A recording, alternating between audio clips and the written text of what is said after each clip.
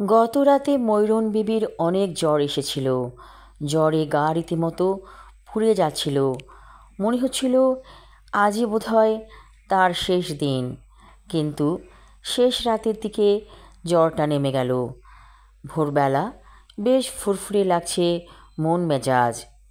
কোনো রকমে একটা শাড়ি পেঁচিয়ে বের হয়ে গেল ঘর থেকে ময়ূরন বিবি।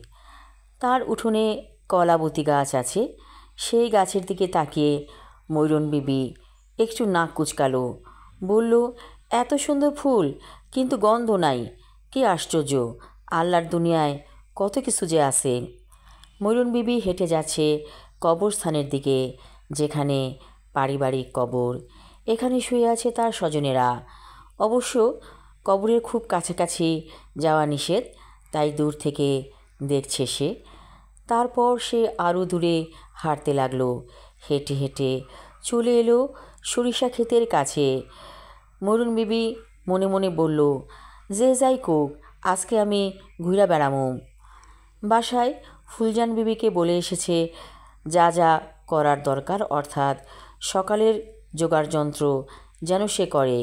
ফুলজান বিবি বলেছে, অসুবিধা নাই, আপনি যান বাইরে, আমি রুটি আর সবজি করতেছি। ফুলজান বিবি ওদের দূর সম্পর্কের আত্মীয়। মেয়েটা খুব অভাবী, যার কারণে থাকে ময়ূরন বিবির কাছে। দুটি সন্তানসহ ময়ূরন বিবি ফুলজানকে আশ্রয় দিয়েছে। ময়ূরন বিবির একটা ভালো স্বভাব আছে, সে গরিব দুঃখীকে দেখে থাকে এবং এই আশ্চর্য গুণের কারণে কখনোই খাবারের অভাবে পড়তে হয়নি ময়ূরন বিবির। সরিষা ক্ষেতের কাছে যখন সে আসলো, ফুলের সুন্দর মিষ্টি গন্ধ নাকে এসে লাগলো। ময়ূরন বিবি মনে মনে বলল, আল্লাহর দুনিয়ায় এই ফুলটাও কত সুন্দর। অনেকগুলো মৌমাছি উড়ছে ফুলগুলোর আশেপাশে। ময়ূরন বিবি অবাক চোখে তাকিয়ে আছে সেই দিকে। হঠাৎ সেখানে কয়লা দিয়ে দাঁত মাজতে মাজতে এলো একটি হিন্দু মহিলা। এখানে হিন্দু পাড়া আছে, তারা আশেপাশেই থাকে। হিন্দু মহিলার নাম মালতী। সে বলল, কই যাও তুমি এত সকালে? ময়ূরন বিবি বলল, আমারে জ্বালাইও না, আমি আজকে প্রকৃতির সাথে মিশা যামো। সে বলল, আমারে সঙ্গে নিবা? ময়ূরন বিবি বলল, মাছতাছো তো কয়লা দিয়া দাঁত, মুখও ধো নাই, আবার আমার সঙ্গে কেমনে যাইবা? মালতী বলল, দূরে একটা জলা আছে, ওইখানে মুখ ধুমনে। ঠিক আছে, চলো তাইলে। ওরা দুজন হাঁটতে লাগলো প্রকৃতির কাছাকাছি। এত সুন্দর প্রকৃতি।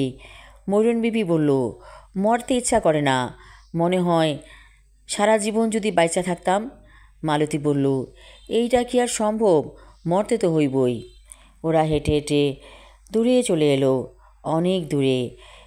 এত দূর যে ময়ূরন বিবি অবাক হয়ে বলল, এই বিবাহিত জীবনের অনেক বছর পরে আমি এত দূর পর্যন্ত আসছি। আজ আমার কত বয়স, জীবনেও আমি এখানে আসি নাই। মালতী বলল, তোমার মনে একটা পরিবর্তন লক্ষ্য করতাছি, কি হয়েছে? ময়ূরন বিবি বলল, আমি মনে করছিলাম মইরে যামু, যার কারণে শেষ দেখা দেখতাছি। আরে দূর, কী কও তুমি, চলো চা খাই দুজনে। চা খামু, তাইলে আর মানুষ আমারে আস্থা রাখবো? আরে কিছু হইব না, আমার পরিচিত দোকান আছে, চলো। ময়ূরন বিবির আসলে চা খেতে ইচ্ছে করছে। সে বলল, ঠিক আছে, আজকে আমি অন্যরকম দিন কাটামো, চলো যাই। ওরা হেঁটে হেঁটে চলে এলো চায়ের দোকানের কাছে। দোকানদার চায়ের কেটলি চড়িয়েছে সবে মাত্র। ওদেরকে দেখে বলল, চা খাইবানি গো? হ, চা খাইতেই তো আইছি, বসো তোমরা, চা হইয়া যাইব। আর কি খাইবা? বনরুটি, গোল বনরুটি আছে। ময়ূরন বিবি ভেবেছিল যে আজকের দিনটা অন্যরকমভাবে কাটাবে। সে বলল, বনরুটি খামো চায়ের সাথে, কিন্তু আমরা তো পয়সা আনি নাই। চায়ের দোকানদার হাসছে, বলল, তোমাদেরটা কত খাইছি, তোমাদেরটা খাইয়া আমরা এই পর্যন্ত আসছি, এক কাপ চা খাওয়াইতে পারবো না? ময়ূরন বিবি বলল, চাটা চমৎকার হয়েছে। দোকানদার বলল, তোমাকে দয়ায় আমরা আজকে একটা চায়ের দোকান দিয়া খাইয়া লইয়া ভালোই আছি। তোমার স্বামী ছিল অনেক ভালো মানুষ, কত মানুষের উপকার করছে, আর তোমার তো তুলনাই হয় না। আচ্ছা, তোমার যে বিলাইগুলি আসিল এগুলি বাচ্চা রয়েছে তো? মরিয়ম বিবি অনেক বিড়াল পালে, উঠোন ভর্তি বিড়াল। সে হেসে বলল, সবগুলান সুস্থ আছে। চায়ের দোকানদার বলল, তুমি পারো বটে, এতগুলা বিড়ালের মা হইছ, নিজের সন্তানও তো কম না। মরিয়ম বিবি বলল, সবই আল্লাহ তাআলার ইচ্ছা। আমি আমার লেখা ছোট গল্প কলাবতী ফুল পর্ব 1 পড়লাম। পরবর্তী অংশ থাকবে আগামী পর্বে।